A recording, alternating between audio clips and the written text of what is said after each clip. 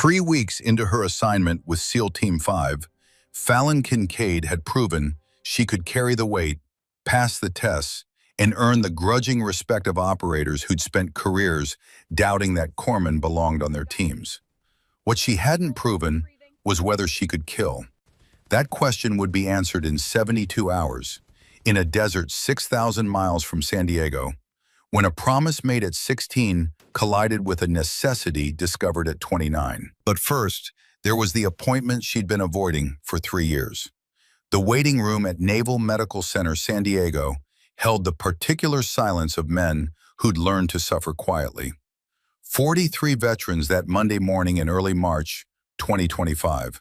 42 men and 1 woman who didn't want to be there. Fallon Hawk Kincaid sat in the 3rd row, spine straight against the plastic chair, despite every instinct screaming to leave. 29 years old, 5'3" in her Navy working uniform, 118 pounds of discipline wrapped in a frame most people underestimated before they even heard her speak.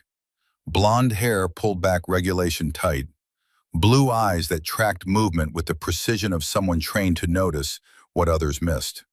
She'd been avoiding this appointment for 3 years. Different excuses each time. Schedule conflicts, deployment rotations, minor illnesses timed perfectly to cancel physicals. Anything to avoid the moment when someone would see what she'd hidden for over a decade. But the new Veterans Wellness Program was mandatory. No exceptions, no postponements, even for hospital corpsmen first class who'd rather eat broken glass than expose their secrets. The check-in screens cycled through names: Anderson, Patterson, Mackenzie. The room smelled like government coffee, and the particular anxiety of men waiting for their bodies to confess what their minds already knew. Korea veterans with trembling hands that remembered things hands shouldn't have to remember. Vietnam vets with 1,000-yard stares that had never really left Da Nang or Khe Sanh. Desert Storm alumni favoring old injuries they'd stopped talking about because no one who hadn't been there understood. Afghanistan and Iraq veterans still young enough to pretend they were fine, old enough to know they weren't. Fallon scanned the room without appearing to. Old training, dangerous training. The Marine in the corner compensating for a bad left knee. The sailor 3 seats down hiding withdrawal tremors under a newspaper. The soldier by the window calculating exits and fields of fire even now, even here, even though the war was supposed to be over. She recognized the patterns because she shared them. The screen changed. Kincaid, F. She rose smoothly, no hesitation that might draw attention. 11 years of service had taught her to be invisible when it mattered. The corpsman who blended into medical facilities like wallpaper. The petty officer who never caused problems. The woman who kept her head down and her history buried. But some histories refused to stay underground, especially when they were carved into flesh. Room 3B waited at the end of a sterile corridor. Standard exam room. Clinical white walls that had witnessed 1,000,000 confessions of human frailty. Blood pressure cuff hanging like an instrument of truth. Anatomical charts showing muscles and bones that Fallon had memorized in Hospital Corpsman A School 11 years ago, back when she thought medicine would be enough distance from her father's world. Lieutenant Commander Davis entered with a tablet and the practiced smile of a physician who'd performed this routine 10,000 times. Mid-40s, graying at the temples, wedding ring worn smooth from years of nervous fidgeting. The kind of doctor who'd seen enough to be competent, but not so much to be cynical. Petty Officer Kincaid. He glanced at the screen, then did a small double take. HM1. 11 years active duty, currently assigned to... His eyebrows rose slightly. SEAL Team 5. Yes, sir. How long with the team? 2 weeks, sir. Davis made notes, stylus moving across the tablet's surface. Annual wellness screening. Standard protocol for all veterans in the program. Any current complaints or injuries I should know about? No, sir. Medications? No, sir.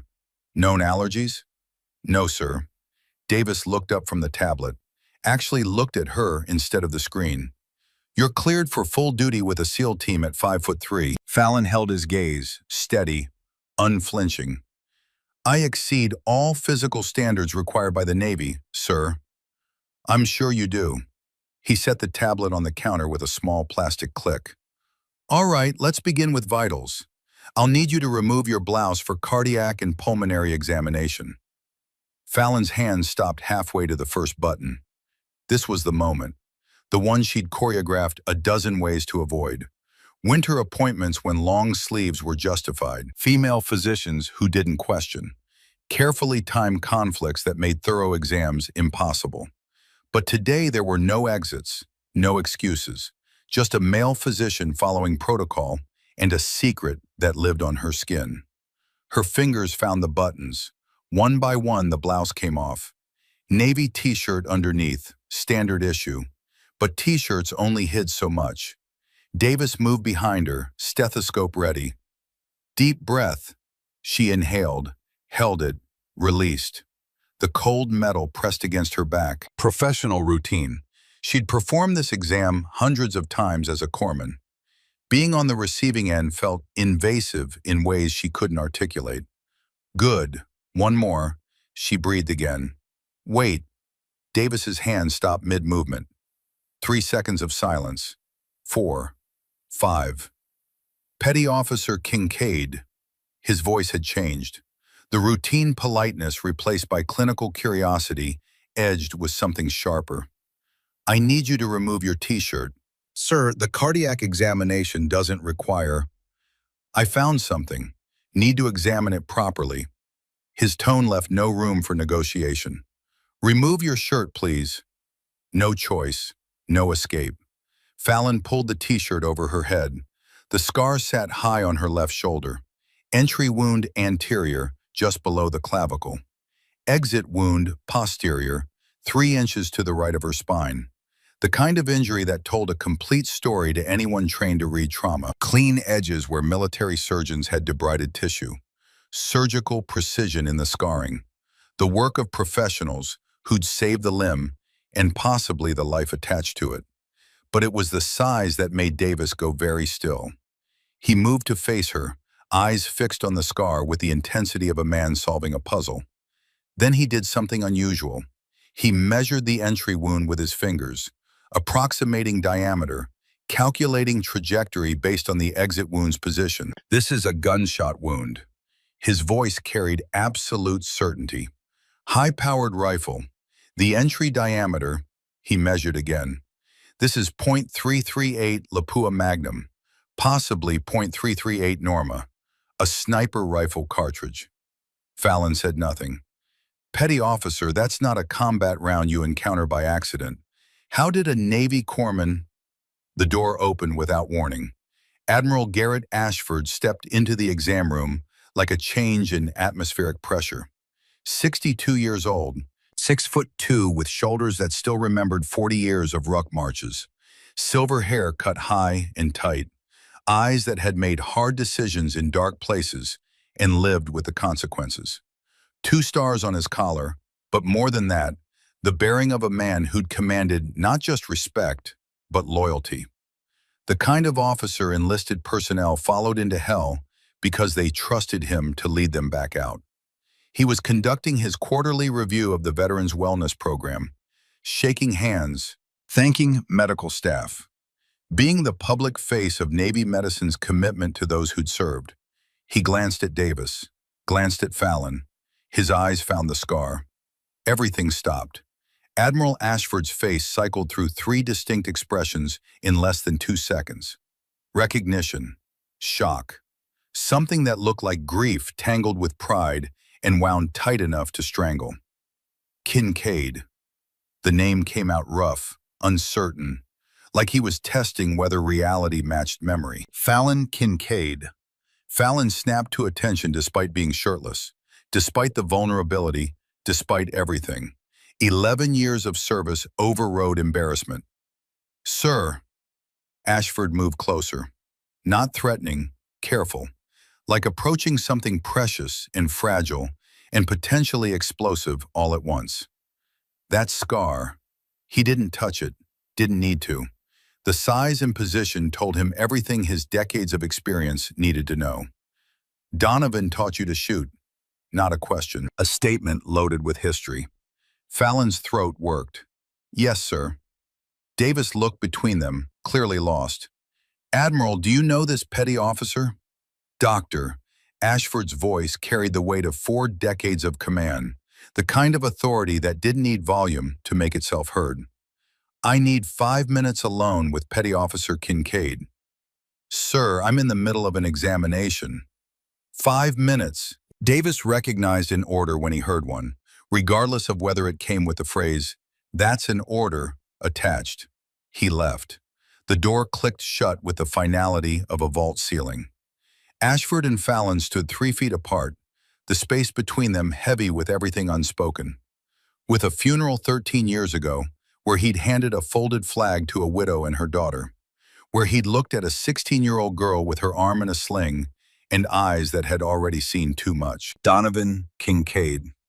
Ashford's voice softened to something almost gentle, the way you'd speak about the dead when the grief was old, but never gone. Gunnery Sergeant, 2nd Battalion, 5th Marines, Scout Sniper Platoon, 78 confirmed kills across 3 deployments. He paused.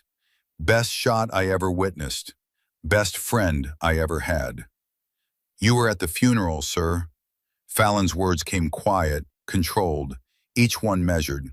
You gave my mother the flag. I was 16, just finished my junior year of high school. Arm in the same sling from the accident 6 months before. I remember. Ashford's eyes held hers. The accident that gave you that scar happened in late 2011. Training accident, they said. The rifle malfunctioned during one of your sessions with Donovan. Fragment went straight through. You were lucky to keep the arm. I was lucky to be alive. Donovan blamed himself. Told me he should have checked the rifle more carefully, should have seen the signs of metal fatigue in the barrel. Ashford's jaw tightened. He also told me that after you recovered, you made your mother a promise, that you'd never touch a gun again. Fallon's entire body went rigid. 11 years of therapy, 11 years of telling herself she'd made peace with her father's death. And still the anger lived right beneath her ribs, like shrapnel, too close to vital organs to safely remove. If he felt so guilty about my accident, why did he keep deploying? The question came out sharper than intended, edges rough with years of unprocessed rage. Why did he leave us 6 months later? Ashford didn't flinch. Because men like Donovan don't know how to stop. We tell ourselves we're protecting others, that we're the only ones skilled enough to do the job properly, that our knowledge, our experience, they're too valuable to waste on the sidelines. He paused, and something in his face aged 10 years in the space between heartbeats.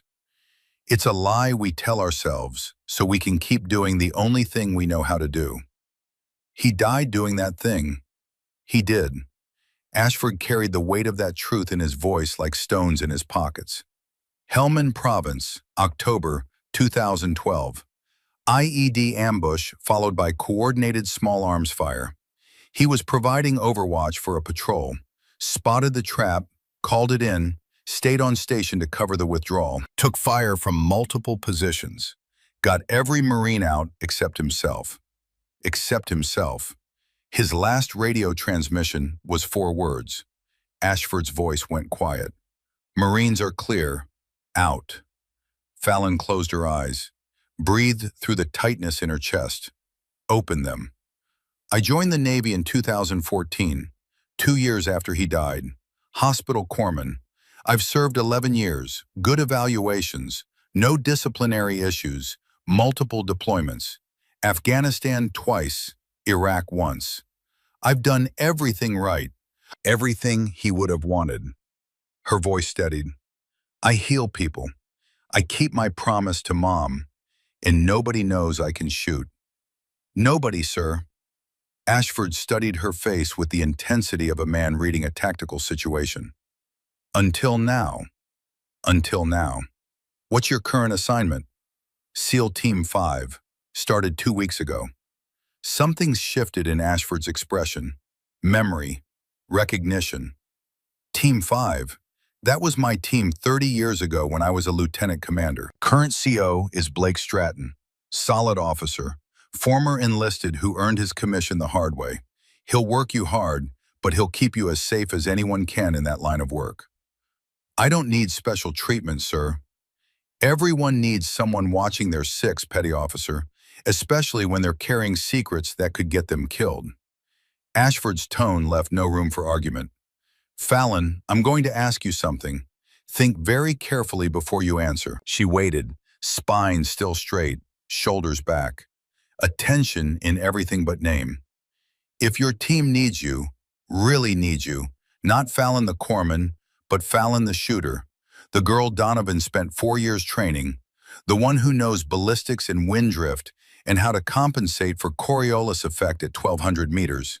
He paused. If they need that, Fallon, and the only thing stopping you is a promise you made when you were 16 years old and drowning in grief, what are you going to do? The question hung in the sterile air like smoke. Fallon looked at the scar in the mirror across from her. Entry wound. Exit wound. The permanent reminder of the day the rifle malfunctioned. The day she almost died learning to do the thing her father needed her to understand. I don't know, sir. Yes, you do. Ashford's voice was gentle, but firm, the way a father might speak to a daughter who already knew the answer, but couldn't admit it yet. You know exactly what you'll do. Same thing Donovan would have done. Same thing every person who's ever worn this uniform does when the critical moment arrives. He stepped toward the door. You'll do what's necessary. The promise will break, and you'll live with it because living with a broken promise is easier than living with dead teammates you could have saved. Fallon met his eyes. Is that what you did, sir? More times than I can count. He smiled without humor. Welcome to the club nobody wants to join. We meet every night at 0300 when sleep won't come. Ashford's hand rested on the door handle. He stopped, turned back. Donovan used to say something about why he taught you to shoot despite your mother's concerns. He said, I'm not teaching her to kill, Garrett. I'm teaching her to protect. And someday someone's going to need protecting, and my little girl is going to be the only one who can do it. Ashford's eyes held hers. I think that day is coming, Fallon. Probably soon. When it arrives, don't hesitate. Donovan wouldn't want you to. Sir, Fallon's voice stopped him again. Thank you for being there at the funeral. It mattered. He was my brother. You're his daughter. That makes you family. Ashford opened the door. Keep in touch. If you need anything, advice, a sympathetic ear, someone to run interference with command, you call me. Anything. Clear? Clear, sir. He left. Davis returned moments later, professional mask back in place. He finished the exam without mentioning the scar again. Cleared her for full duty. Sent her on her way with paperwork and a follow-up appointment she wouldn't need. Fallon dressed in silence, buttoned her blouse, tucked in her shirt, adjusted her belt. In the mirror, she looked like every other sailor leaving a routine medical appointment. But she wasn't. Not anymore. Someone knew. And secrets once shared developed their own momentum, their own gravity. They pulled things toward them. Events, choices, moments of decision. The day Ashford mentioned was already coming. She could feel it the way sailors felt weather changes in their bones. SEAL Team 5's compound sat on Naval Amphibious Base Coronado like a fortress built from necessity and sweat. Concrete barriers that had stopped vehicle-borne threats in 3 different theaters. Chain-link fencing topped with razor wire. Buildings that had weathered decades of salt air and hard use. Their walls holding stories that would never make it into official reports. The Pacific Ocean stretched beyond the perimeter, gray-green and eternal, where Bud students learned that comfort was temporary and pain was educational. Fallon had been assigned here for exactly 14 days, long enough to learn the layout, short enough that she still felt like an outsider waiting for permission to enter. Tuesday morning, 0800. The briefing room smelled like coffee, gun oil, in the particular musk of men who considered 5-mile runs a warm-up. 12 operators filled the chairs, their casual postures hiding the kind of alertness that never fully shut off. 11 heads turned when she entered. Commander Blake Stratton stood at the front. 44 years old, face weathered by 2 decades of hard decisions and harder conditions. Eyes that cataloged everything and forgot nothing. 22 years in service, 3 combat deployments with Team 5 alone. The kind of leader who'd earned respect the expensive way, by being right when it mattered and taking responsibility when he wasn't. Petty Officer Kincaid, right on time. His voice cut through the low conversations like a blade. Take a seat. Fallon moved to the back row, the corpsman's traditional position, close enough to respond to casualties, far enough to stay out of the operational planning unless called forward. Gentlemen, Stratton's voice carried command without volume. This is HM1 Fallon Kincaid, our new corpsman, 11 years active duty, 3 combat deployments, Afghanistan twice, Iraq once, combat medicine certified, tactical casualty care instructor qualified. He glanced at his notes. She comes with strong recommendations from Naval Medical Command. Silence. 12 pairs of eyes evaluated her with the clinical detachment of professionals measuring risk versus benefit. Would she keep up? Would she crack under pressure? Would she get someone killed? Chief Warrant Officer Maddox spoke first.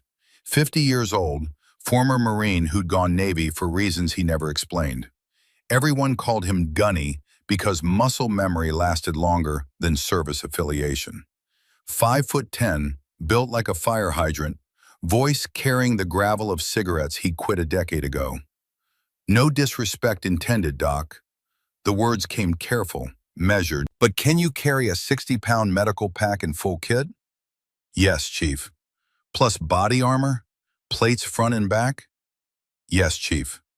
Plus ammunition, water, personal gear? Yes, Chief. Gunny leaned back in his chair, arms crossed. We'll find out Friday.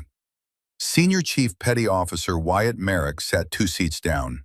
48 years old, quiet in the way of men who'd seen too much and learned that words rarely helped. They called him Stone because emotion never showed on his face. Never rushed, never cracked, just steady, reliable, present.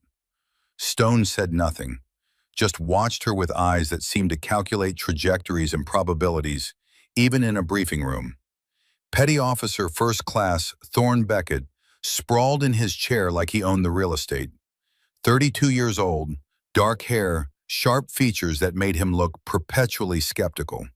Voice that carried 3 rows farther than necessary. They called him various things depending on who you asked, but mostly people just called him Beckett because he'd never earned a call sign that stuck.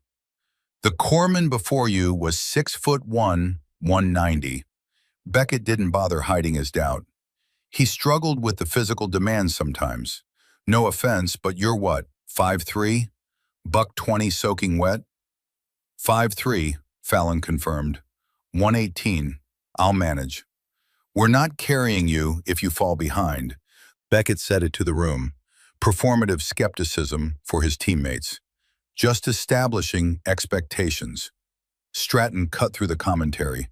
Kincaid has exceeded every physical standard the Navy requires for her rating. She's here because she earned it.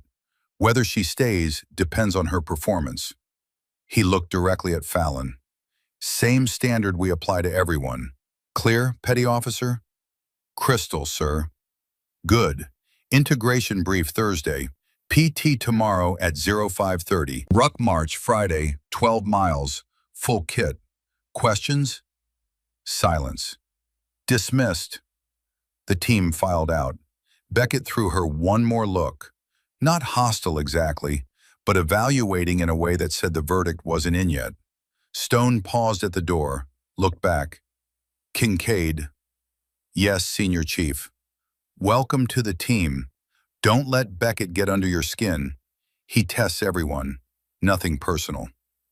Understood, Senior Chief. Stone studied her for another moment, like he was seeing something beneath the surface that others missed. Then he left. Fallon sat alone in the empty briefing room, thought about Ashford's words, about promises made and promises that would break, about the moment coming fast when she'd have to choose between the girl she'd been at 16 and the woman she'd become at 29.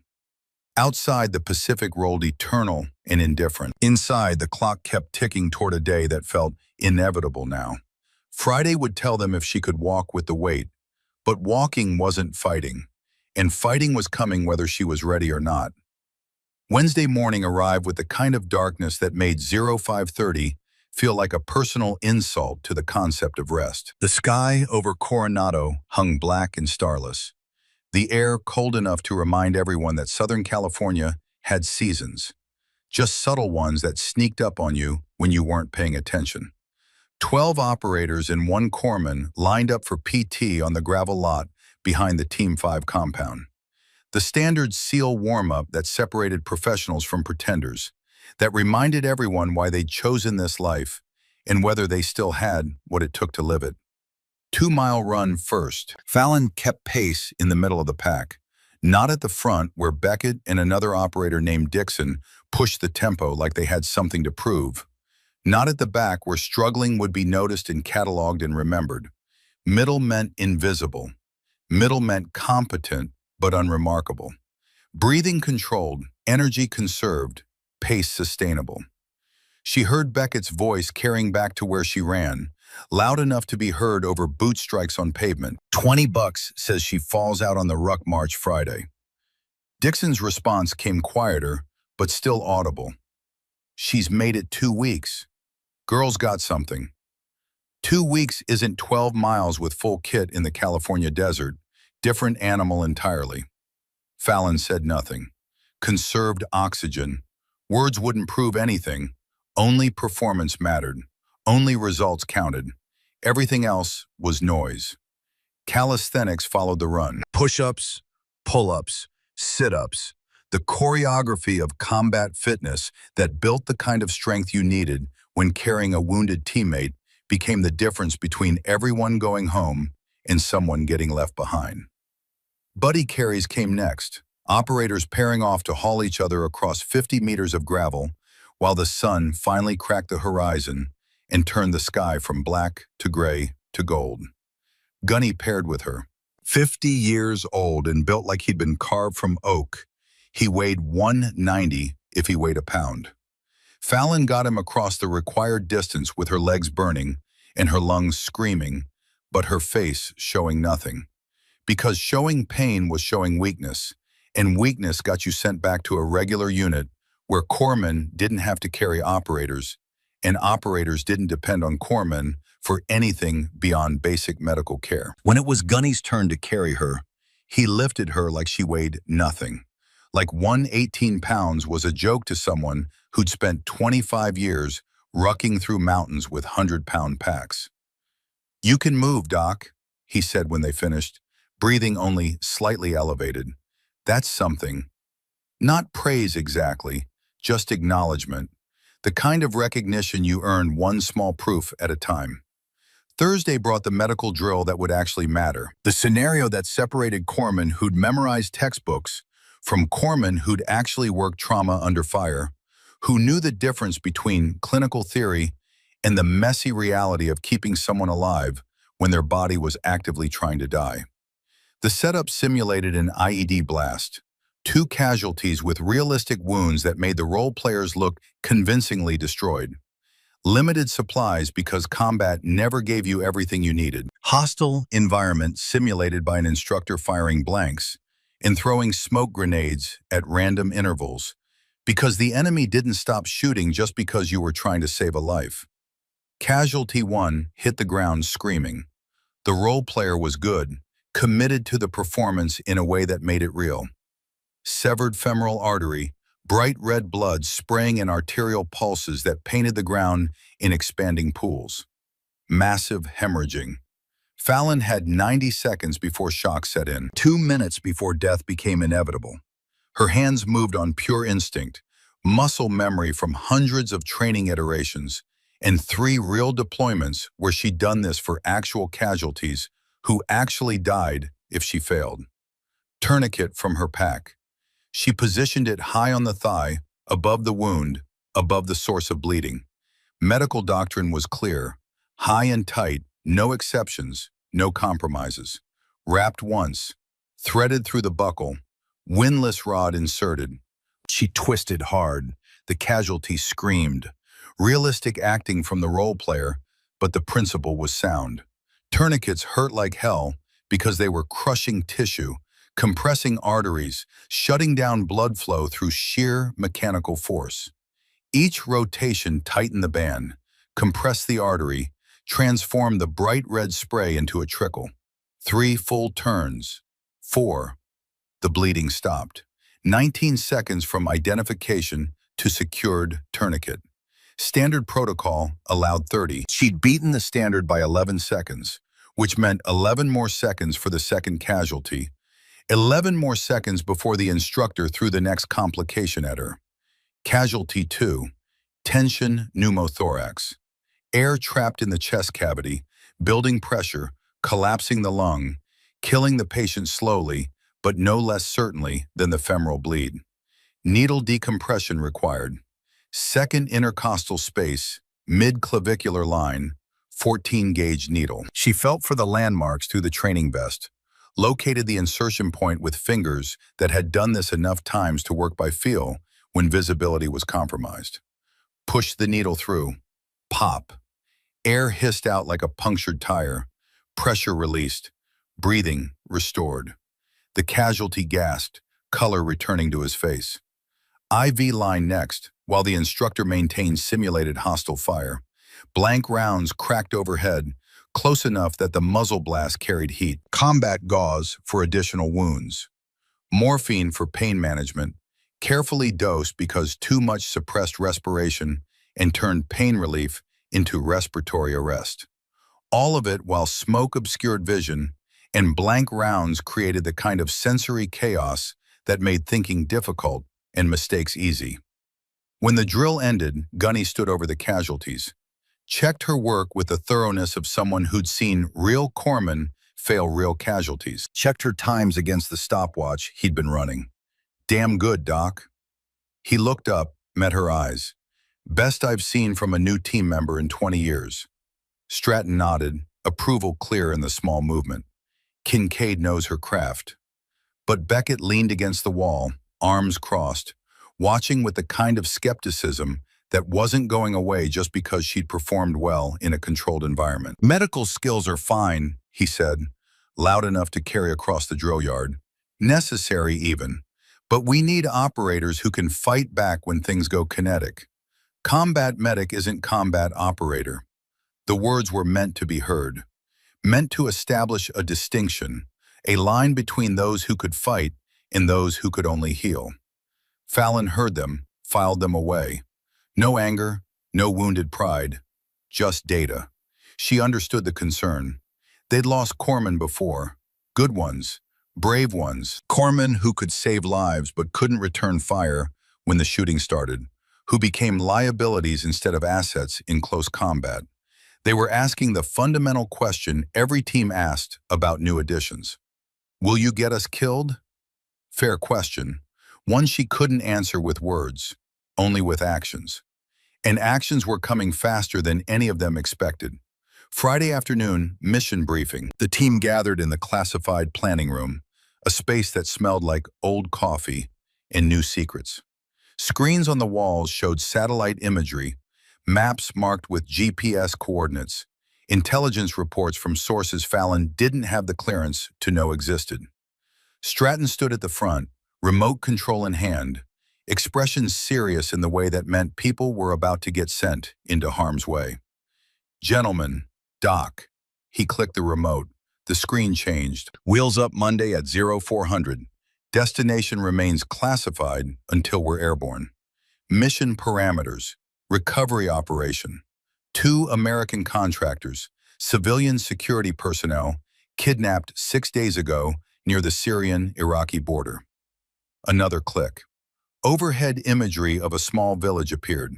Single-story buildings clustered around a central courtyard, desert surrounding everything, hostile and empty, and offering no cover beyond what the buildings provided. One road in, one road out. The kind of place where everything could go wrong fast. And extraction was measured in how quickly helicopters could arrive versus how quickly you could die. Current intelligence places them in this compound. Stratton used a laser pointer to highlight the central building. Enemy force estimated at 8 to 12 combatants. Mix of local militia and foreign fighters. All armed, all motivated. The contractors are high value from a diplomatic standpoint. State Department wants them back. We're tasked with getting them. He clicked to the next slide.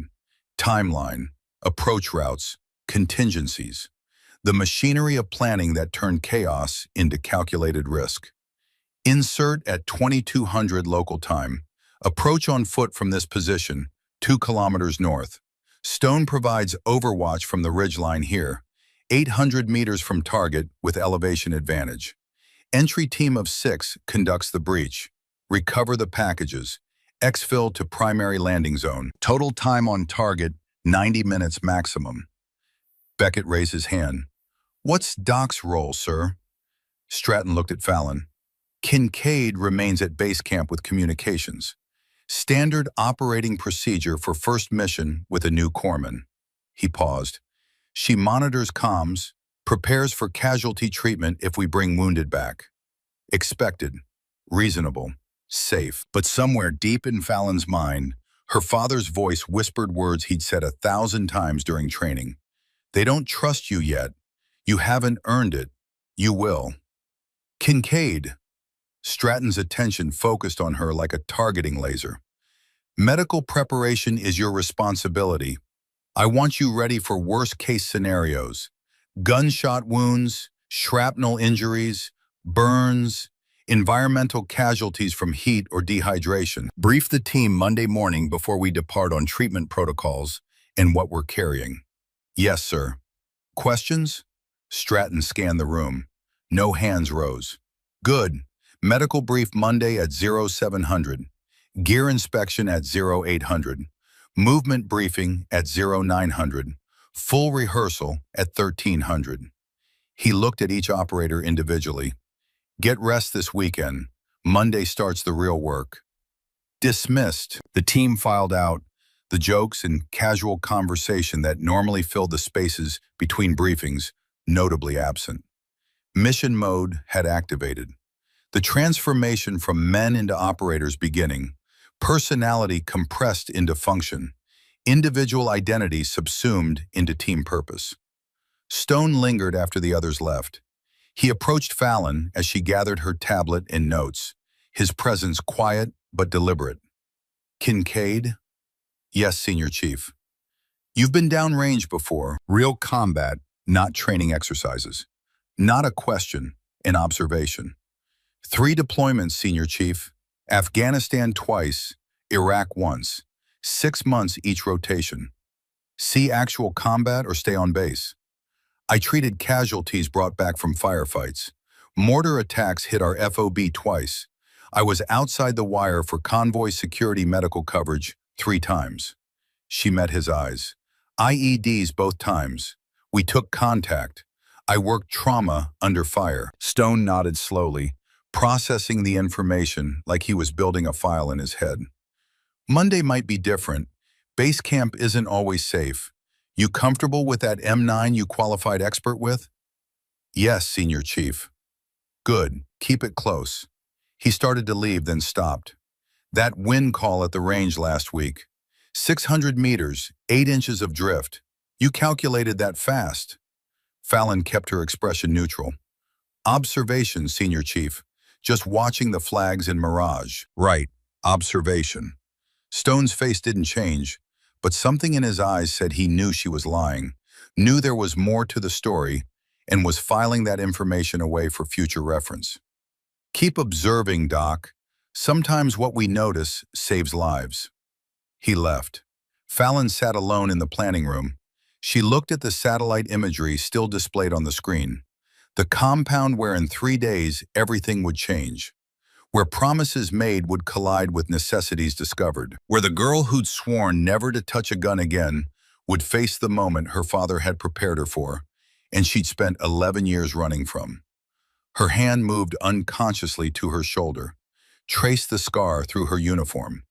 11 years keeping a promise. 3 days until that promise faced its ultimate test.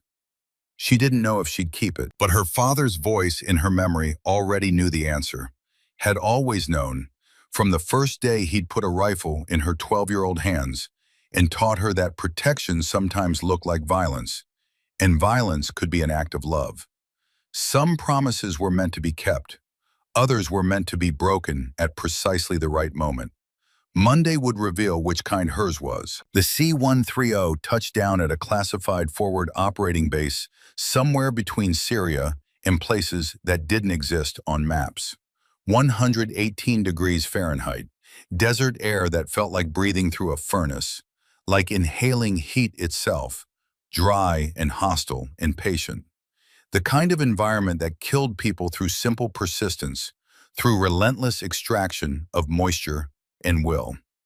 Fallon stepped off the ramp carrying 62 pounds of medical supplies on her back. The heat hit like a physical force, wrapped around her like something alive and malevolent. Sweat broke immediately, evaporating almost as fast as it formed, the body's cooling system struggling against physics that didn't care about human survival. The team moved with practiced efficiency, gear checks, weapons checks, the choreography of men who'd done this so many times it had become muscle memory. Movements economical and precise, because wasted motion in this heat meant wasted energy, and wasted energy meant mission failure, or death, or both.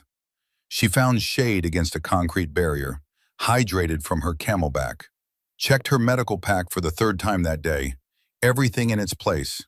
Tourniquets, combat gauze, IV supplies, chest seals, morphine. The tools of her trade, the instruments she'd use to keep people alive when their bodies wanted to quit. Stratton gathered them in a tent that smelled like dust and diesel and human sweat concentrated by canvas walls. Intelligence update, maps spread on a folding table, satellite imagery enhanced from what they'd seen in Coronado. Packages are confirmed at the target location. Guard force estimated at 15 to 20. He paused, let that sink in. Higher than initial assessment, we proceed as planned. Stone raised his hand. Exfil route, sir? Primary LZ unchanged. Alternate is 3 clicks north if we're compromised. Hilo has 30-minute response time once we call. Pilot standing by. Rules of engagement? Hostile action equals hostile intent. Protect the packages. Protect each other. Use minimum force necessary. Stratton looked at each man. This is recovery, not retribution. We get in, get them, get out. Clean. The briefing continued. Timelines, contingencies, communication protocols.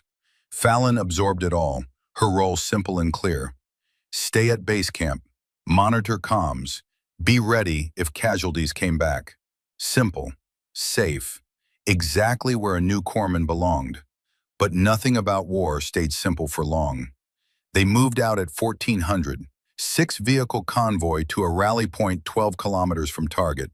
The landscape looked like Mars had been left out in the sun too long. Red dirt, rocky outcrops, heat shimmer turning the horizon into something liquid and uncertain.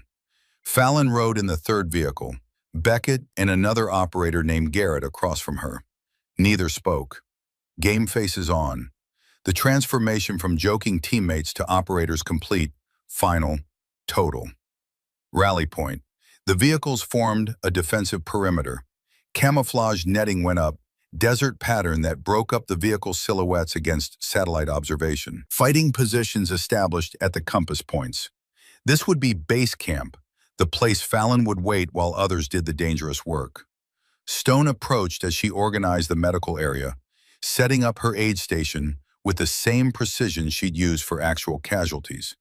He carried his M40A5 sniper rifle like it was part of his anatomy, an extension of his will made tangible. "Doc, how you holding up?" Good, Senior Chief. Heat getting to you? I'm managing.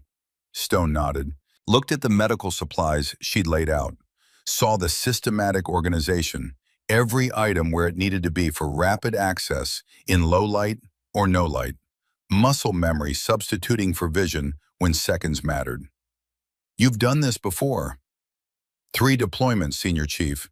Different environment, same principles. Afghanistan twice, Iraq once. He wasn't asking, just confirming what he already knew from her file. Combat, treated casualties from firefights, mortar attacks on the FOB, IED strikes on convoys, gunshot wounds from direct action. Fallon met his eyes. I've seen what happens when things go wrong. Stone was quiet for a moment, studying her with an intensity that felt like being read at a level deeper than words. What do you think of the plan? The question caught her off guard. Operators didn't usually ask corpsmen for tactical opinions. That wasn't how the hierarchy worked. Corpsmen were medical assets, not strategic planners. I think 15 to 20 enemies is a lot for a 7-man entry team, Senior Chief. Yeah. Stone's gaze drifted toward the target area, invisible beyond the horizon, but present in his mind, like he could see through the intervening distance. It is. He walked away, leaving Fallon with the distinct impression she just passed some kind of test she hadn't known she was taking. The sun moved across the sky. Temperature climbed to 122 degrees.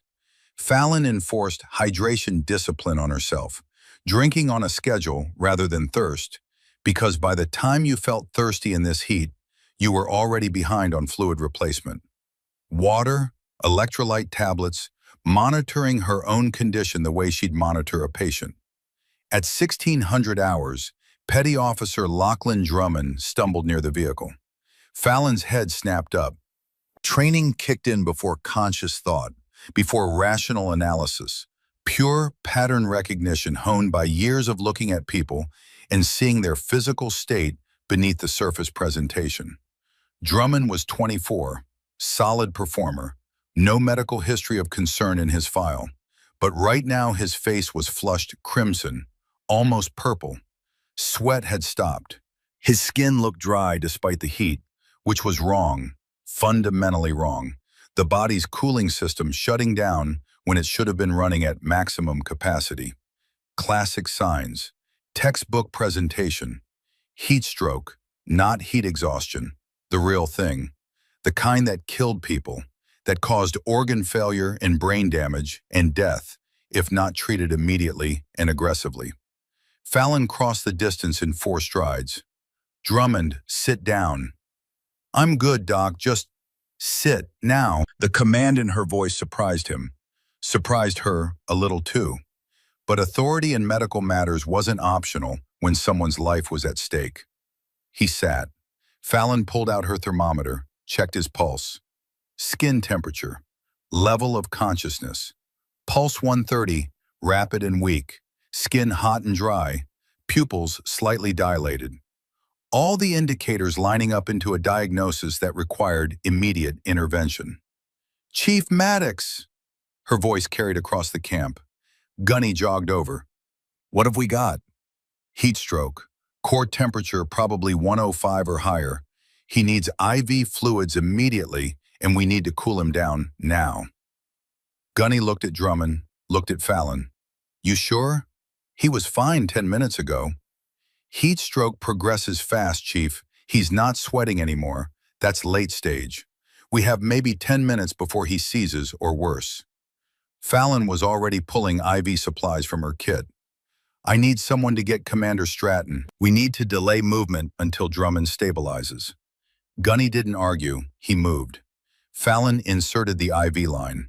18-gauge needle, antecubital vein, saline flowing wide open. She soaked towels with water from the cooler, placed them on Drummond's neck, armpits, groin, the high blood flow areas where cooling would be most effective. Beckett appeared with more water. What can I do? Keep those towels wet and cool.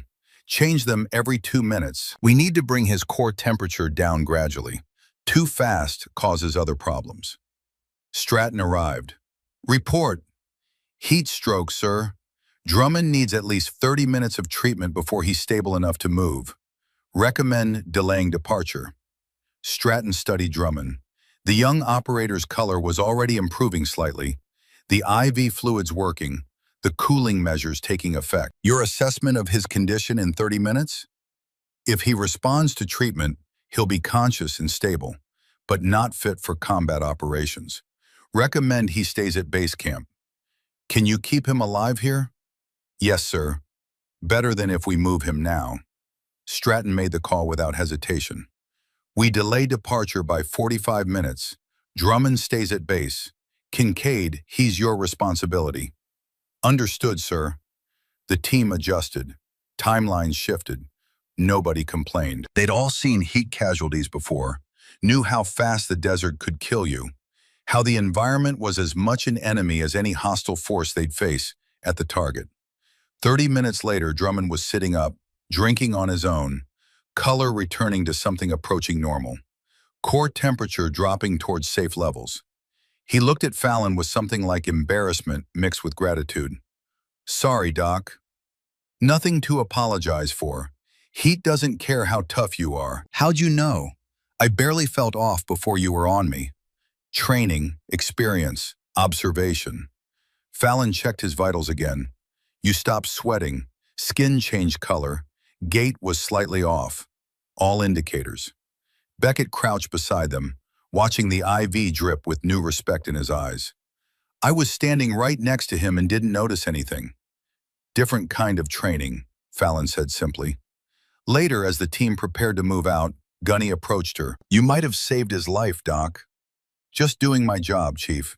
Most corpsmen would have missed it until he collapsed. Maybe not even then. Gunny's voice carried respect that hadn't been there before, a shift in how he saw her, how he categorized her in his mental framework. You got good eyes. The team departed at 17:30, 7 operators moving like ghosts through the desert twilight, Stone with his rifle, Stratton leading. Beckett and the others spread in tactical formation, spacing that maximized security while minimizing the signature they presented to anyone watching from a distance. Fallon watched them disappear into the desert, swallowed by terrain and fading light.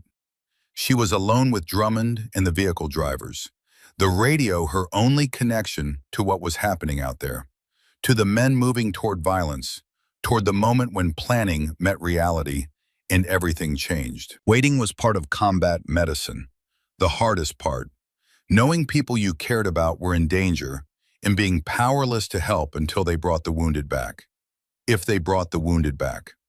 At 1900, Gunny's voice crackled over the radio. Base, this is entry 1. We're 2 clicks from target. Fallon keyed the mic. Copy, entry 1. Chief Maddox is limping. Need Doc's assessment. Fallon's hand tightened on the radio. Chief, describe the pain. Twisted my ankle crossing a ravine. It's fine. Can you put weight on it? Yeah. Does it hurt more when you push off or when you land? Pause. Push off. Any swelling you can see or feel? Longer pause. Some. Fallon closed her eyes, visualized the injury. Grade 2 ankle sprain, maybe grade 3. The kind of injury you could walk on with adrenaline. The kind that would fail you at exactly the wrong moment, when you needed to move fast, or change direction, or do any of the 1,000 things that combat required. Commander Stratton, this is Kincaid. Recommend Chief Maddox modify his role. That ankle could give out during close quarters movement. He needs to avoid rapid lateral movements or running. Stratton's voice came back. Copy. Maddox, you're on security. No breach. Sir, I can... Not a debate, Chief. Gunny's frustration was audible even through the radio static. But he acknowledged, professional enough to accept the call, even though every instinct probably screamed to stay in the fight. Fallon released the mic, looked at Drummond, who was listening from his cot. You just benched Gunny Maddox, Drummond said quietly. He's not going to be happy. I'd rather have him unhappy than have his ankle give out in a hallway and get someone killed. Fair point. 2000, full dark now. The moon, a thin crescent that provided almost no illumination. Perfect conditions for night vision operations. Terrible conditions for everything else. Radio discipline went silent. The team was approaching the target, moving through the final phase where noise discipline was absolute and communication meant compromise. Fallon checked her medical area for the fourth time. Litters ready, IV supplies staged, surgical kit prepared, everything positioned for rapid treatment of multiple casualties. She'd learned this in Afghanistan. Hope for the best, prepare for the worst, because hope didn't stop bleeding and preparation sometimes did. At 2200, the silence broke. Contact! Contact! We're taking fire! The radio exploded with overlapping voices. Gunfire in the background, not the controlled rhythm of a planned engagement, but the chaos of things going sideways, of plans meeting reality and reality winning. Stratton's voice cut through. Entry team, report. We're pinned down. Intel was wrong. 20+ enemies. We need... Explosion. RPG by the sound of it. The distinctive whoosh boom that meant rocket-propelled grenades and bad news. Beckett is hit. Beckett is down. Fallon was on her feet, every muscle tensed, every instinct screaming to move, to help, to do something. But she was 12 kilometers away, useless, helpless, a corpsman without casualties within reach. Doc, Stratton's voice. We need you. Now. Vehicle 2 is coming to get you. Sir, I'm inbound. She grabbed her aid bag. 60 pounds of medical supplies, lighter than the full pack because speed mattered now more than complete inventory. Everything essential. Everything she'd need to keep someone alive when their body wanted to quit. The vehicle roared into camp. Fallon jumped in before it fully stopped. Go! They flew across the desert, no roads, just rock and sand and darkness. The driver used night vision, the world rendered in shades of green through electronic enhancement. Fallon braced against the door, checking her supplies by feel. Tourniquets, hemostatic gauze, IV kits, the tools she'd need in minutes or seconds. 12 kilometers in 8 minutes. Physics and engineering and a driver who understood that speed was life. The vehicle couldn't get closer without being spotted, without compromising the team's position. She'd have to run the last kilometer. Fallon bailed out while they were still rolling. Hit the ground running. 60 pounds on her back felt like nothing. Adrenaline was a hell of a drug, the body's own performance enhancer, shutting down pain and fatigue and doubt. Gunfire ahead. Muzzle flashes. The distinctive crack of AK-47s mixing with the deeper boom of American M4s. The sound of combat, of controlled violence meeting chaotic violence, and nobody winning yet. She found the team behind a low wall. Beckett was on his back, dark stain spreading across his leg. High femoral area, femoral artery, 90 seconds before shock, 2 minutes before death without intervention. Fallon slid in next to him. Bullets snapped overhead. She didn't flinch. There was only the patient, only the wound, only the work. Beckett, look at me. Her voice cut through his panic. You're going to be fine. His eyes were wide, scared. Doc, I can't feel my leg. Blood loss. I'm fixing it. Stay with me. She pulled the tourniquet from her kit. Her hands moved with absolute certainty, with the confidence of someone who'd done this enough times that muscle memory substituted for conscious thought. Position it high on the thigh, above the wound. The only way to stop femoral bleeding in the field. One wrap around the leg.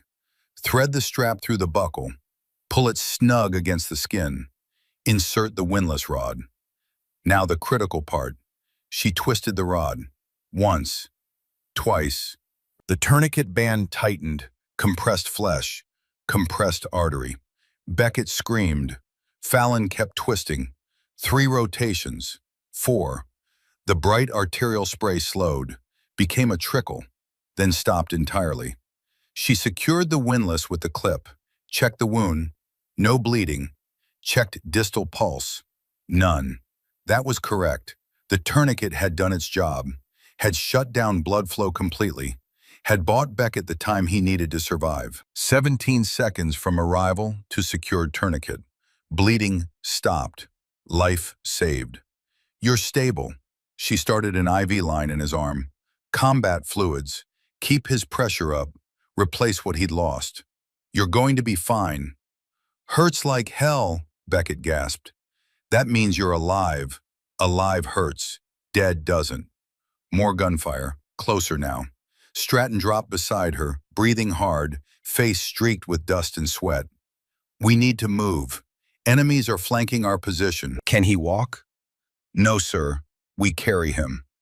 Doc, we're still taking fire. We can't. The next burst of gunfire came from a different direction. A rooftop 280 meters away. Fallon saw the muzzle flash before she heard the report, saw the angle, saw with perfect clarity that the shooter had a direct line on Stratton.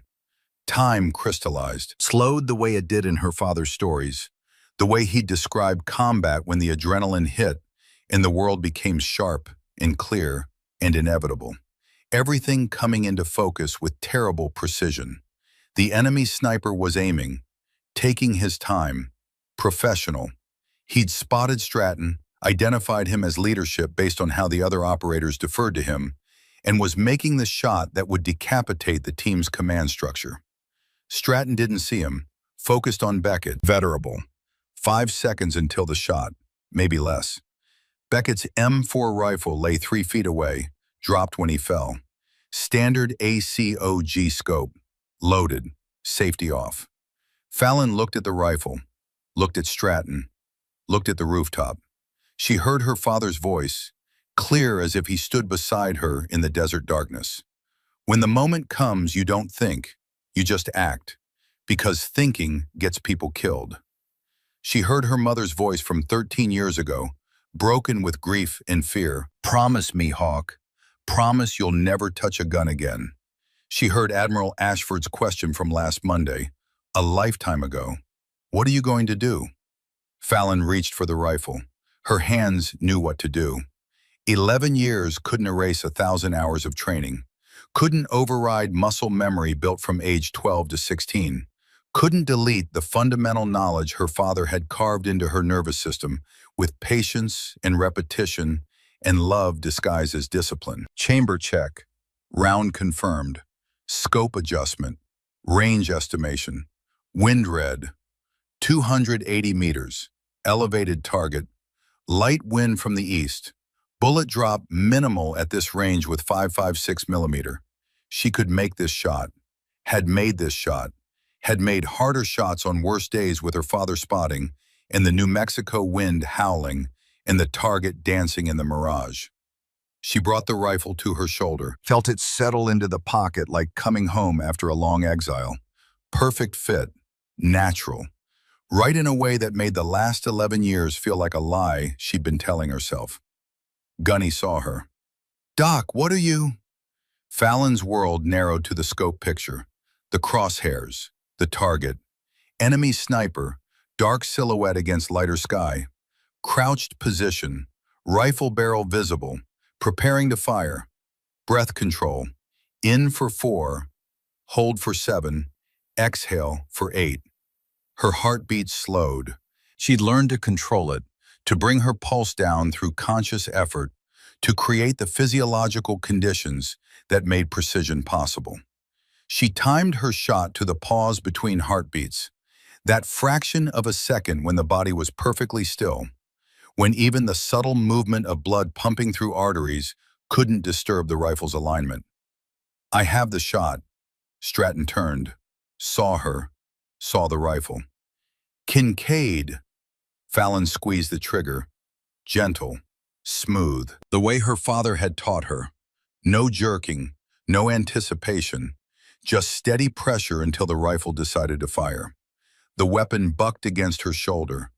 2.1 seconds of flight time. The bullet arced through 280 meters of desert air, dropping, drifting slightly in the wind, spinning at 3,000 rotations per second. The enemy sniper jerked, fell backward, disappeared from the rooftop. Silence. Not actual silence. Gunfire still rattled in other directions. Shouts in Arabic. Return fire from Stone's position somewhere in the darkness. But in the small space between Fallon and the team, everything stopped. Beckett stared at her from his litter. Holy, did you just? Fallon set the rifle down. Smooth, controlled, returned to Beckett's side, checked his vitals, pulse 110, blood pressure holding, the tourniquet doing its job. You need medevac, but you're stable. Stratton hadn't moved. His eyes fixed on the rooftop, then on Fallon, then back to the rooftop like he was trying to reconcile what he'd just witnessed with what he thought he knew about his corpsman. Where did you learn to shoot like that? Fallon met his gaze. Steady. My father, sir. That was 280 meters. Moving target. Under fire. Yes, sir. Gunny crawled over, staying low. Who the hell is your father, Doc? Fallon was quiet for 3 seconds. The secret she'd kept for 11 years. The truth she'd run from. The legacy she denied because accepting it meant accepting that violence was part of who she was, woven into her identity as deeply as healing. And she'd wanted so badly to be only one thing, only the good thing, only the part that saved lives instead of taking them. Gunnery Sergeant Donovan Kincaid, Marine Scout Sniper, 2nd Battalion, 5th Marines. Recognition flashed across Gunny's face. He was older, old enough to have served with Marines in that era, to have heard the stories, to know the legends. Donovan Kincaid? The Donovan Kincaid? Hellman legend with 78 confirmed kills? Fallon nodded. Jesus Christ. Gunny looked at the rifle, at Fallon, at the rooftop. He taught you? 4 years, age 12 to 16. And you're a corpsman. I promised my mother I'd never touch a gun after he died. Fallon's voice was steady, factual, no emotion leaking through because emotion right now would crack her open. Today I broke that promise. Stratton processed this information, his tactical mind already adapting, already recalculating what his team could do with this new variable. You saved my life. I did my job, sir. Keeping the team alive is my job. Your job is medical. Fallon looked at Beckett, at his stabilized wound, at the IV running clear. I did that too. More gunfire. A reminder that they were still in a hot zone, still surrounded, still in danger. The moment of revelation would have to wait because survival took precedence over understanding. Stratton made the call. Exfil now. Stone, you and Gunny carry Beckett on a litter. Kincaid, you're with me. Rear security. Sir, I should stay with Beckett. Beckett is stable. You said so yourself. Right now I need someone who can hit at 300 meters covering our withdrawal. Can you do that? Fallon picked up Beckett's rifle, checked it. Magazine still had 23 rounds. Yes, sir. They moved. Combat extraction. Controlled chaos. Beckett on an improvised litter between Stone and Gunny, the two strongest operators hauling him like he weighed nothing because adrenaline and necessity made the impossible routine. Fallon and Stratton providing rear security, moving backward, rifles up, scanning for threats. An enemy squad tried to flank from the east, 4 men moving through rubble, trying to cut off the team's withdrawal route. Standard small unit tactics, well-trained, professional. Fallon saw them first. Contact right, 150 meters, 4 targets. She engaged, controlled pairs, 2 rounds per target the way her father had drilled into her until it became automatic. Center mass, the largest target area, the most forgiving for shots taken under stress. First hostile down, second hostile down, 4 seconds, 4 enemies neutralized. Stratton stared at her. Where the hell have you been hiding? In plain sight, sir. They reached the vehicles, loaded Beckett, called for medevac. The helicopter was inbound. 10 minutes. 10 minutes to hold the perimeter. 10 minutes to keep everyone alive. Fallon worked on Beckett during the wait. Reassessed the tourniquet. Still secure. No bleeding. Applied additional pressure dressing over the entry wound as a backup. Checked for compartment syndrome. Adjusted IV flow rate. Kept him talking because talking meant conscious, meant alive.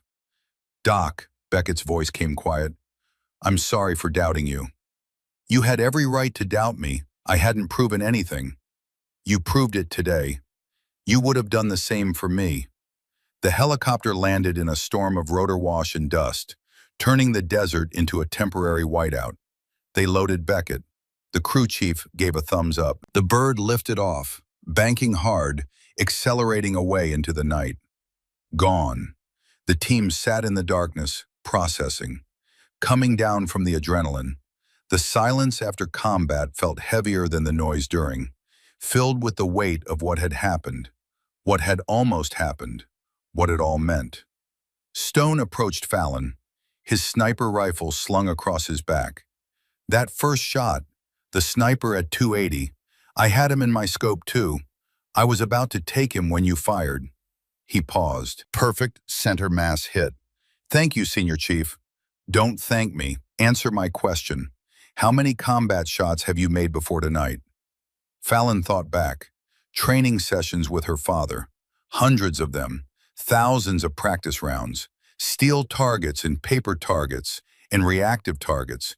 Wind and rain and heat and cold. Every condition. Every scenario. But those were training. Those didn't count. In training with my father, thousands.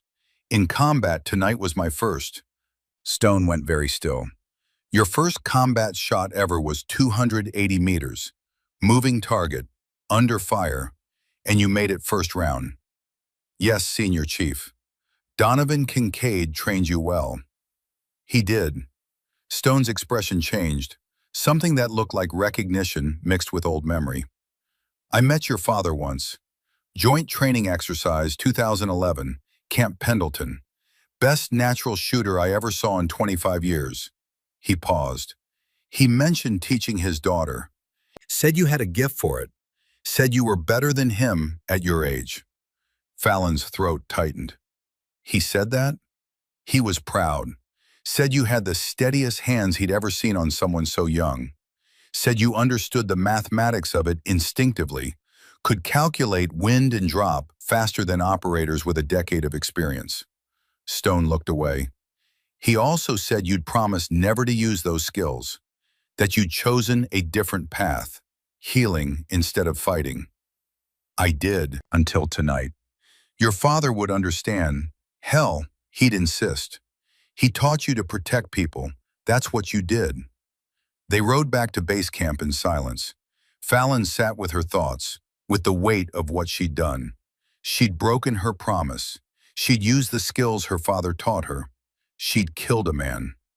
The logical part of her brain knew it was justified, necessary. Stratton would be dead otherwise. Maybe Beckett too. Maybe all of them. But logic didn't erase the weight, didn't make it feel clean or simple or easy. At base camp, Stratton called a debrief. The team gathered in the tent, faces showing the fatigue that came after adrenaline burned off. Let's address what happened. Stratton's voice was measured, professional. Intel was wrong. We walked into heavier resistance than expected. Beckett took a hit. Doc saved his life with a tourniquet under 20 seconds while taking fire.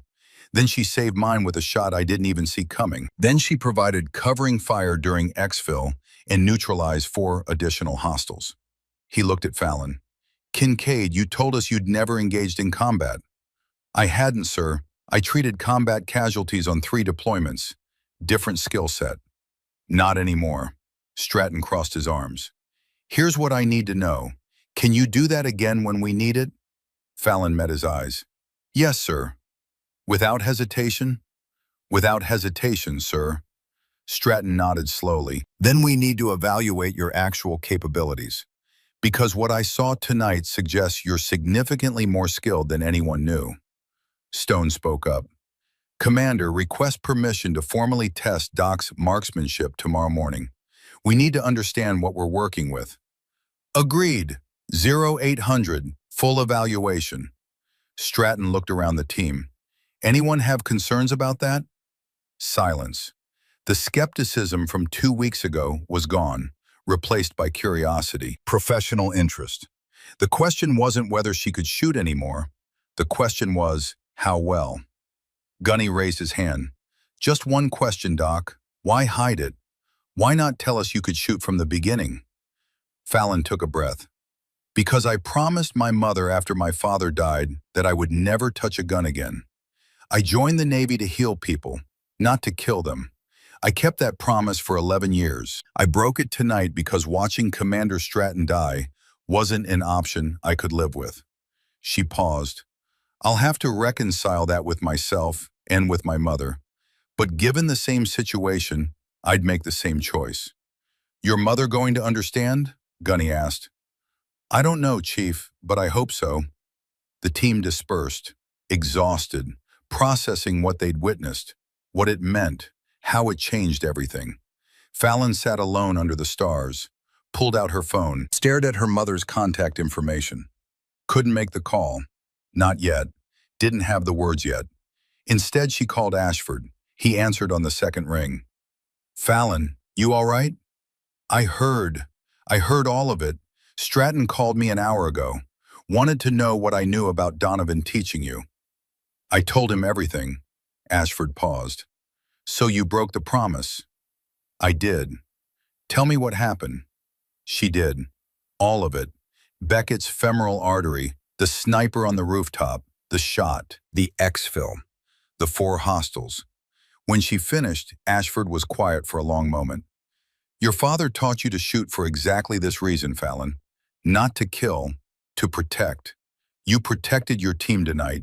That's what he wanted. That's what the training was for. Mom's going to. Your mother is stronger than you think. She married a Marine. She knew what that meant. She knows what service requires. Ashford's voice softened. Donovan would be proud of you. The shot you made, the lives you saved, the choice you made when it mattered. I'm proud of you. It doesn't feel like something to be proud of, sir. It never does. Not the first time. Not ever, really. But you live with it because the alternative is living with dead teammates you could have saved. You know that now. Fallon closed her eyes. Yeah, I know. Get some sleep. Tomorrow they're going to test you. Show them what Donovan taught you. All of it. No more hiding. Yes, sir. And Fallon, call your mother. She deserves to hear it from you before someone else tells her. The call ended. Fallon sat in the darkness for another hour. Finally found the courage to dial. Her mother answered on the 4th ring. Late in California, past midnight. Hawk, is everything all right? Mom, I need to tell you something. Silence. Then, with the certainty that only mothers have, you used a gun. Not a question, a statement. A mother's intuition that cut through 11 years and 6,000 miles. How did you? I know my daughter. I knew this day would come eventually. Tell me what happened. Fallon told her, simplified but honest. When she finished, her mother was quiet. Fallon heard her breathing, heard tears.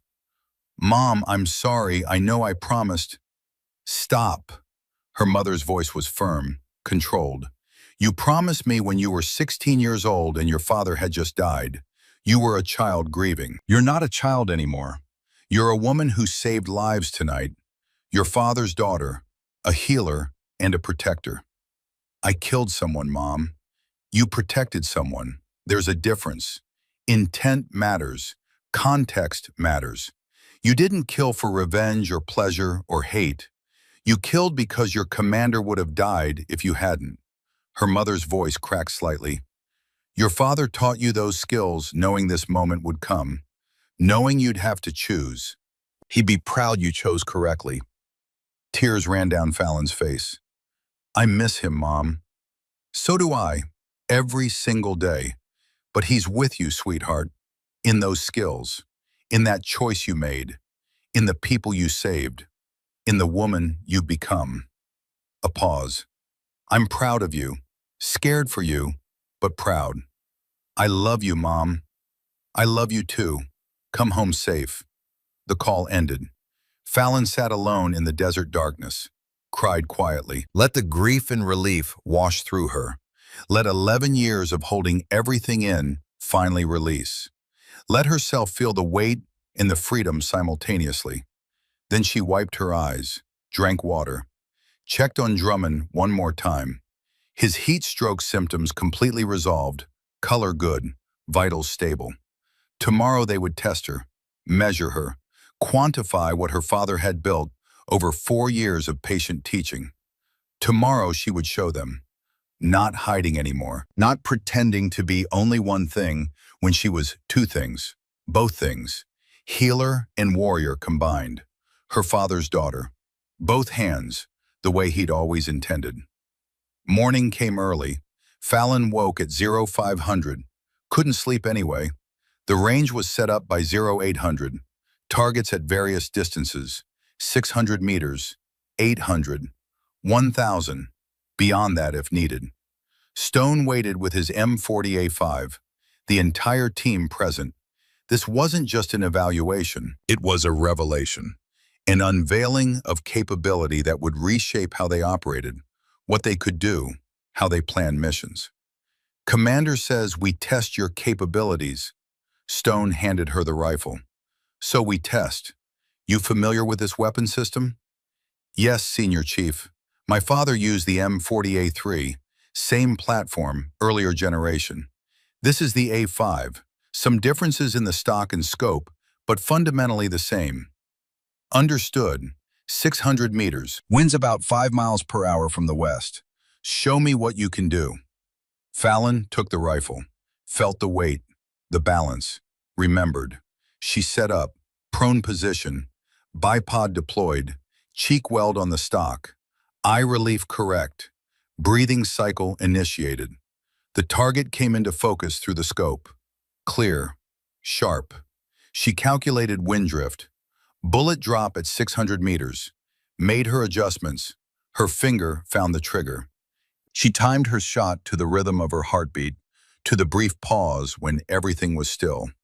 Fired. Stone looked through the spotting scope. Center mass. Good shooting. Again. 800. Fallon adjusted her scope. Recalculated. More bullet drop at this range. More wind effect. She made the shot. Hit. Upper chest. Stone's voice remained professional, neutral. 1,000 meters. Let's see if you can make that. 1,000 meters, more than half a mile, where environmental factors became dominant, where shooting became as much art as science, where you read the air itself and trusted calculations made faster than conscious thought. Fallon had made this shot before, in New Mexico with her father spotting, in conditions she'd memorized. But this was different terrain, different altitude, different atmospheric pressure.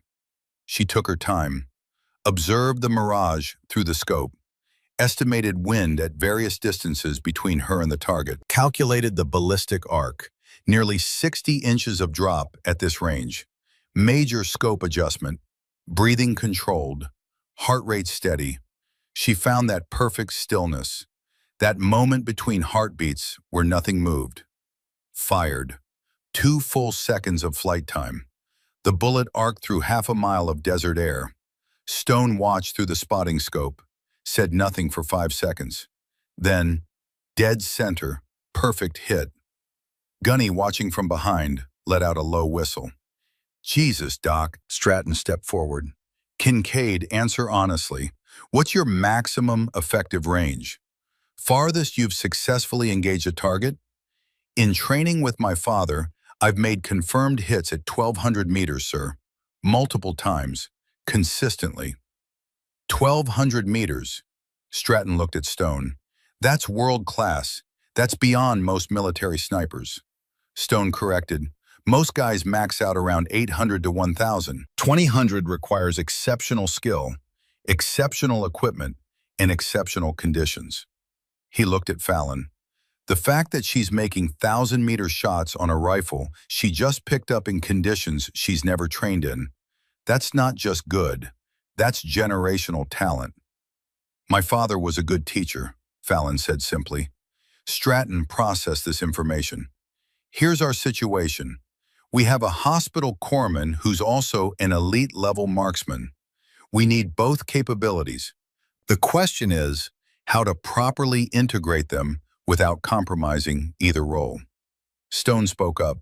Cross-designation, combat medic/designated marksman. It's been discussed before at the command level. Never implemented because we've never had someone qualified for both roles. Until now. Your thoughts, Kincaid? Stratton asked. Fallon lowered the rifle, looked at the team, at men who doubted her 3 weeks ago, and now looked at her with professional respect. Sir, I joined the Navy to save lives. That remains my primary mission. But I understand now that sometimes saving lives requires eliminating threats to those lives. I'm willing to serve in whatever capacity best helps this team. If that means doing both, I'll do both. Stratton looked at Stone, at Gunny, at the others. Show of hands, who supports Kincaid serving as both combat medic and designated marksman? Every hand went up, no hesitation. Even Beckett, listening on satellite phone from the hospital in Germany, voted yes. Then it's decided. Kincaid, effective immediately, you're designated as our team's combat medic and secondary marksman. Stone remains primary sniper. You provide medical support and backup, precision fire as situations require. We'll adjust our tactical planning to utilize both your skill sets. Stratton paused. You'll need additional training on advanced marksmanship techniques, environmental compensation, moving targets, low-light shooting. Stone will handle that. Yes, sir. One more thing. Stratton's expression softened slightly. Your father trained you well, Kincaid. I'm sorry you had to break your promise to use those skills, but I'm damn grateful you did. Fallon nodded, couldn't speak past the tightness in her throat. The team dispersed. Stone stayed behind. Tomorrow we start your advanced training. Long-range environmental factors, moving target engagement, low-light techniques, the advanced applications your father probably introduced, but will formalize and expand. Thank you, Senior Chief. Don't thank me yet. I'm a demanding instructor. Stone paused. But you've got the best foundation I've seen outside Tier 1 units. We'll build on that. He started to walk away. Stopped. Turned back. Your father told me something. That last time I met him, 2011, he said, I'm not teaching my daughter to be a killer, Stone. I'm teaching her to be a protector. Someday, someone will need protecting, and she'll be the only one who can do it. I want her to have that option. Stone met her eyes. You had that option last night. You chose correctly. That's all he wanted. The ability to choose, the skill to act, the judgment to know when. Fallon watched him leave, sat alone with the rifle and her thoughts. She'd spent 11 years hiding, 11 years denying who she was, 11 years pretending she could be only one thing, not anymore. She was Fallon Kincaid, daughter of Gunnery Sergeant Donovan Kincaid, Hospital Corpsman First Class, and now, officially, a warrior. Her father had given her both hands, medical and tactical, healing and fighting, protection that looked like bandages and protection that looked like bullets. Finally, she was learning to use them both, the way he'd always intended, the way the mission demanded, the way the future required. 3 weeks after the contractor rescue, the operations order came down with the red stripe that meant someone important was paying attention. High priority, political implications, time sensitive.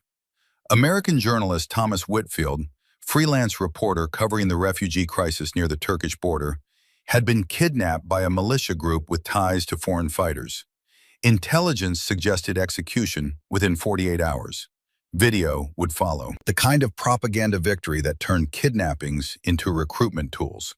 State Department wanted him back.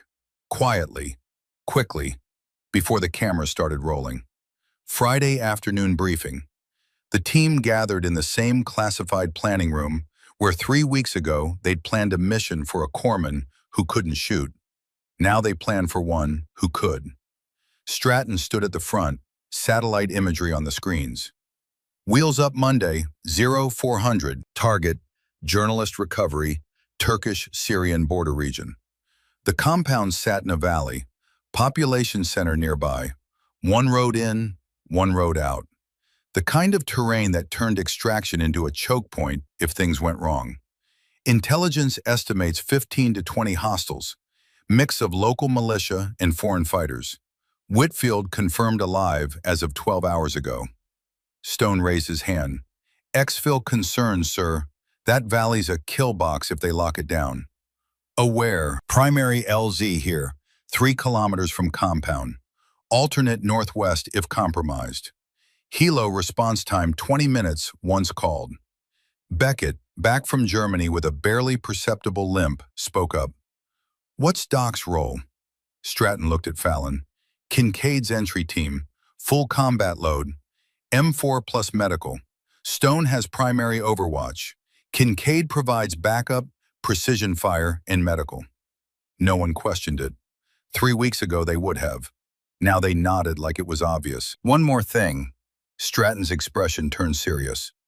Intel indicates possible former military sniper in the Guard Force. Russian or Eastern European trained. Treat this as high-threat environment. The mission brief continued. Timelines, contingencies, ROE. Fallon absorbed it all, no longer the person waiting at base camp, but the person going through the door. The rehearsal went until midnight. Entry procedures, CASEVAC, contingency planning, the team running scenarios until movements became automatic, until thinking wasn't required because muscle memory would handle it. At 0300, Fallon did her final gear check. Medical pack, 40 pounds. M4 carbine, loaded, 4 extra magazines. Beretta M9 sidearm.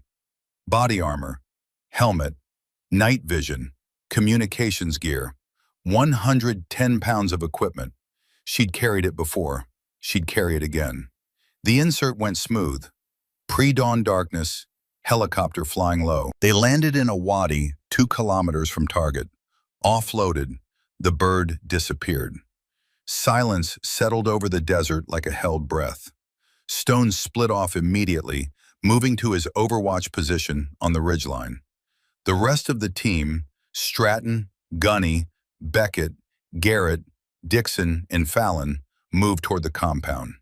40 minutes of careful approach, using terrain, using darkness, using the skills that separated professionals from corpses. At 0645, they reached the compound perimeter. Stone's voice came over the radio, strained. Overwatch in position. I have eyes on target. Thermal showing. Hold on. 5 seconds of silence. Showing more heat signatures than expected. Count is 35 to 40 individuals. Say again, 35 to 40 hostiles.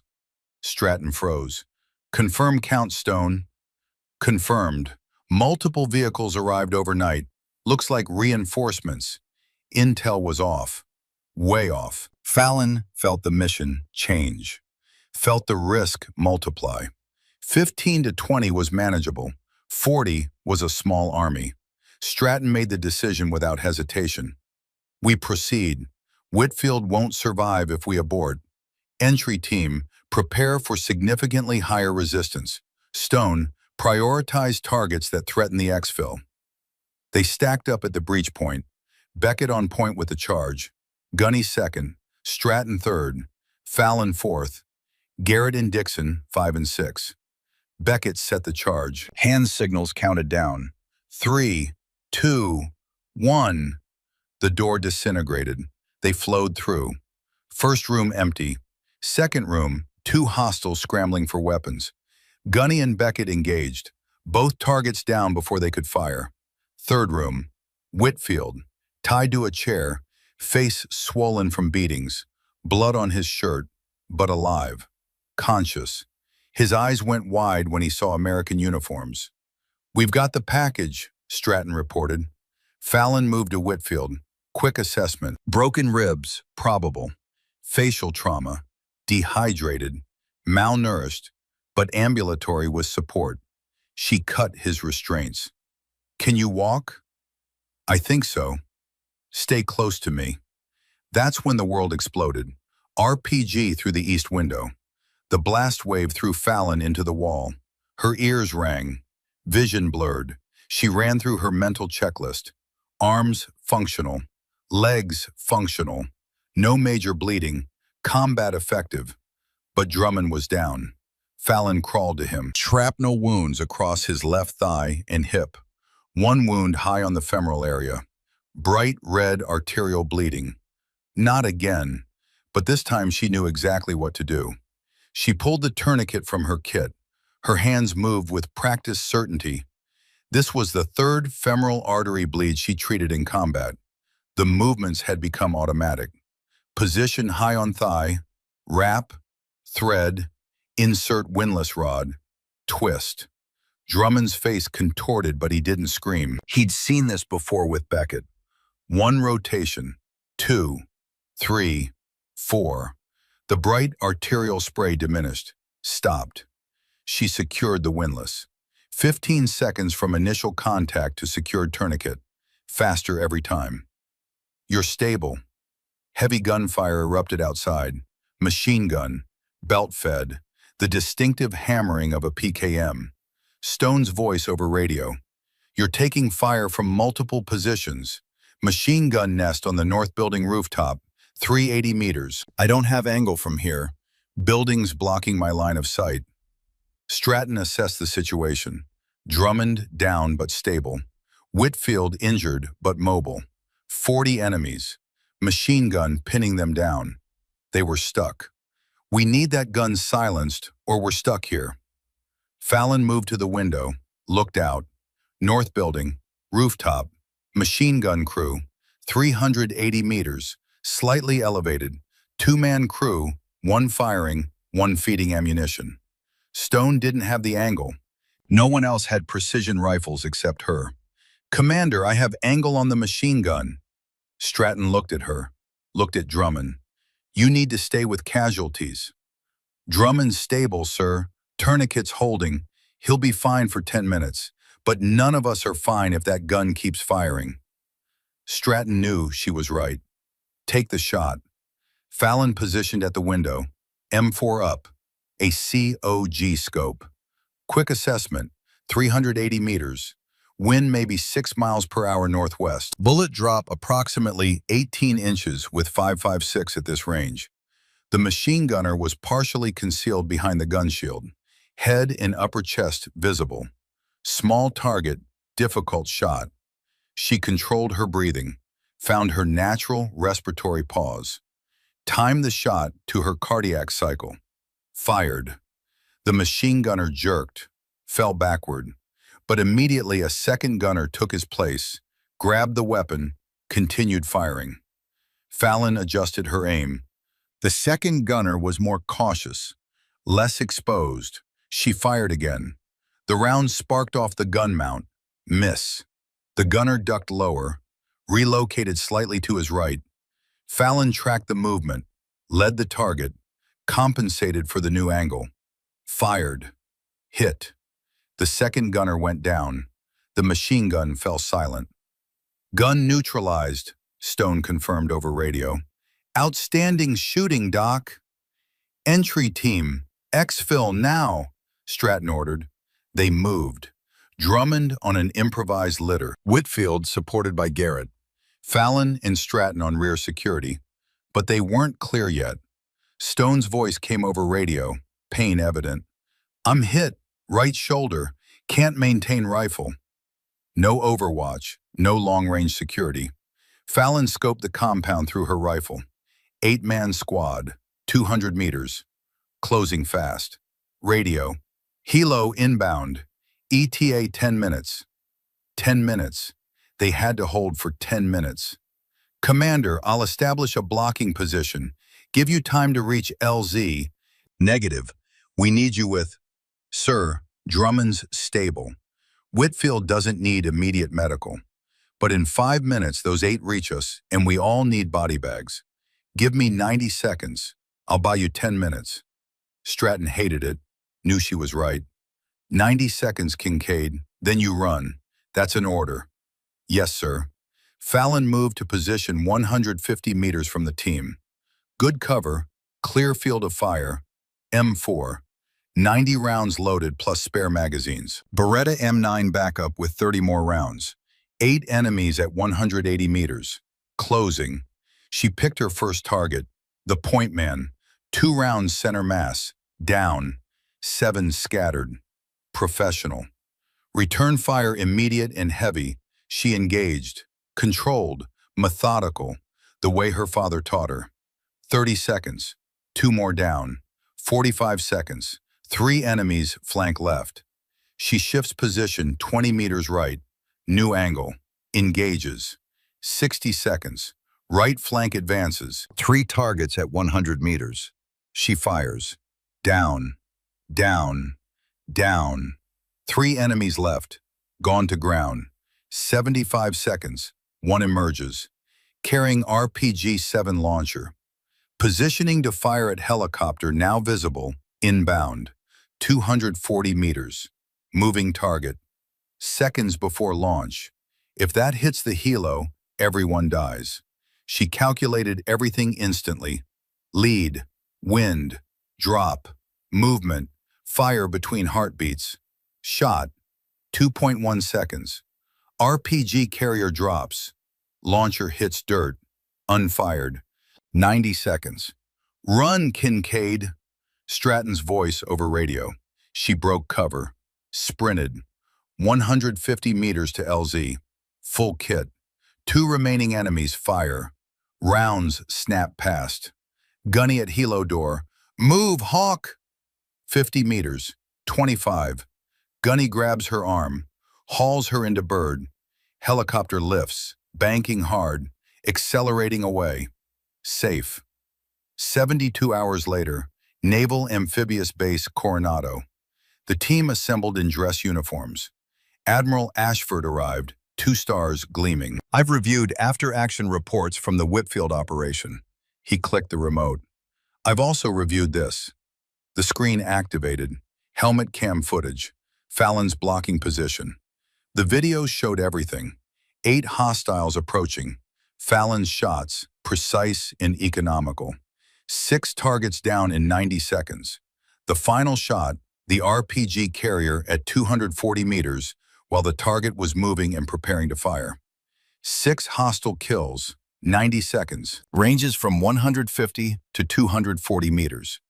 Final target, moving, armed with anti-aircraft weapon, engaged while preparing to fire on our helicopter. Ashford turned to the team. The previous SEAL record for rapid long-range engagement was set in 1984, 5 targets, 120 seconds, by a Master Chief with 18 years of experience. He paused. Petty Officer Kincaid broke that record by 1 kill and 30 seconds in her first month on a SEAL team. Silence. Then Beckett started a slow clap. The team joined.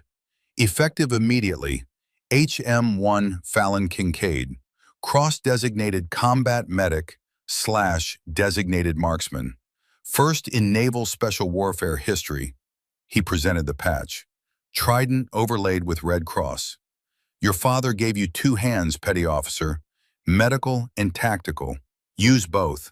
That's an order. 6 months later, Naval Special Warfare Center, Coronado. Fallon stood at the front of a classroom. 16 students filled the seats. 4 were women. The course was called Integrated Combat Medicine and Tactical Shooting. ICMTS, her course. Welcome, she began. This course exists because warfare doesn't respect job descriptions. Combat doesn't care if you're a medic or a shooter. It demands both. She moved to the demonstration area, medical dummy on the floor, rifle range visible through the windows. Rule 1. Medical treatment always takes priority. Always. Your primary mission is saving lives. But to save lives, your patients need to survive immediate threats. Sometimes that requires you to fight first. The demonstration followed. Femoral tourniquet, 15 seconds. Transition to rifle, 2 seconds. 300-meter engagement, first round hit. back to patient, IV insertion. Total elapsed time, 43 seconds. Students sat stunned. This isn't about being the best medic or the best shooter, Fallon continued. It's about being competent enough at both that your team can rely on you for either skill when they need it. A young female corpsman raised her hand. HM3, early 20s, nervous. Petty Officer Kincaid, how do you reconcile it? The medical mindset preserves life. The combat mindset takes life. How do you balance that? Fallon had asked herself the same question 1,000 times since that night in Syria. You don't balance them, she said. You integrate them. Both serve the same purpose, protecting your team. Sometimes protection means healing wounds. Sometimes it means eliminating the threat creating those wounds.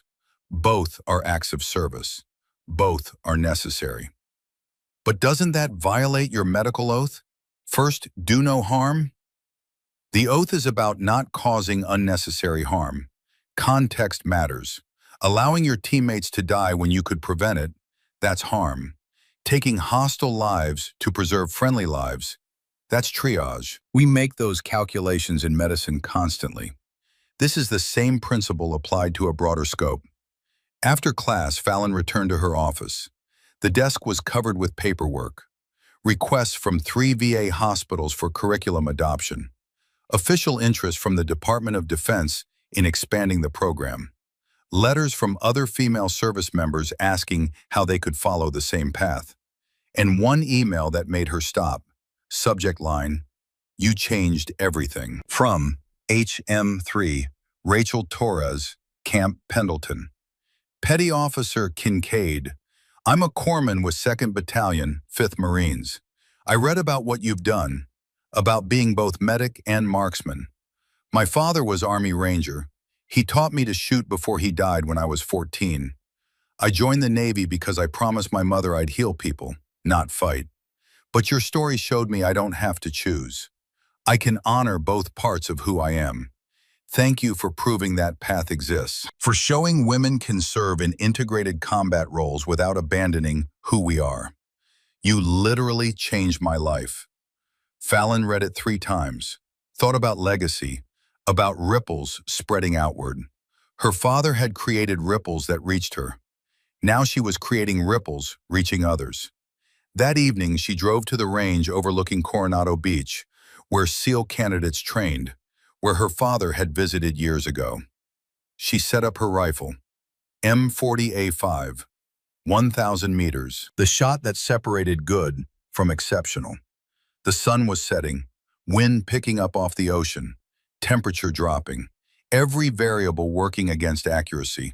She calculated everything, compensated for each factor, made her adjustments, controlled her breathing, lowered her heart rate, found that perfect moment of stillness. Fired.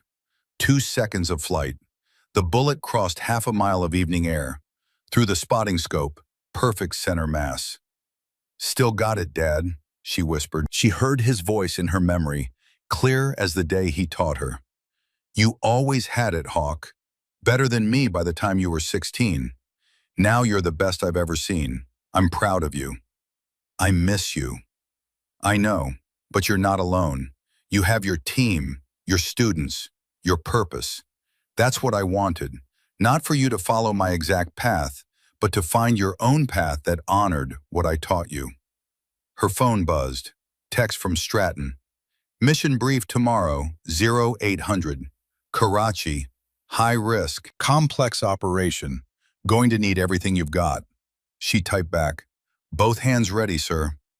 Fallon packed her gear, drove back to base. The scoreboard in her mind tallied numbers that didn't tell the whole story, but mattered anyway. 36 lives saved through medical interventions. 11 threats eliminated through tactical action. 47 people who went home to their families because she had both hands. Not medic or marksman, both. The way her father taught her, the way the mission demanded, the way the future required. She was Fallon Hawk Kincaid, daughter of Gunnery Sergeant Donovan Kincaid, Hospital Corpsman First Class. Combat medic, designated marksman, healer and warrior, both hands, complete. And tomorrow she'd use them both again.